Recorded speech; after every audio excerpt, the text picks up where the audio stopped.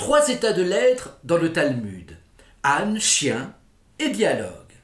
Avec Nietzsche, j'ai évoqué, il y a quelques mois de cela maintenant, les trois métamorphoses de l'esprit. L'homme est tout d'abord chameau, puis lion, enfin enfant. Le chameau, souvenez-vous, qui accepte et supporte les valeurs traditionnelles. Le lion, qui rejette et affirme sa volonté de puissance. Enfin, l'enfant, qui crée des valeurs nouvelles. Lors de mes lectures sur le golem, j'ai pu appréhender une autre vision, un commentaire d'un passage du Talmud, ce recueil de récits rabbiniques, où il est question aussi de trois états de l'être ainsi métaphorisés.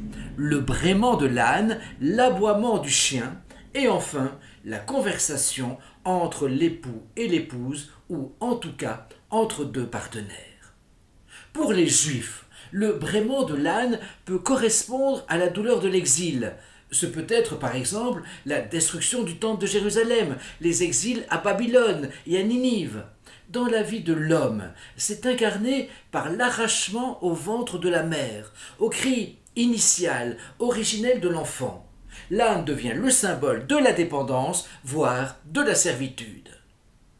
L'aboiement du chien correspond quant à lui à la férocité brutale, à la domination, à la cruauté par la rareté de l'os à ronger.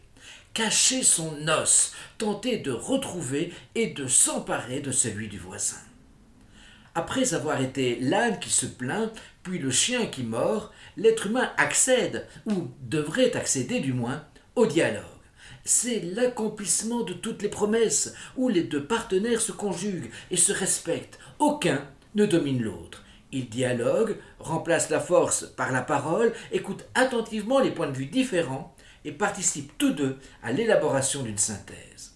Le dialogue devient possible lorsque tradition et progrès cessent de s'opposer et deviennent au contraire complémentaires, participant ainsi au mouvement de la vie. Il est vraiment long le chemin à parcourir pour tenter une esquisse de dialogue. C'est pourtant dans cette ébauche, dans cette amorce, dans cet embryon de parole qu'il nous faut tout miser.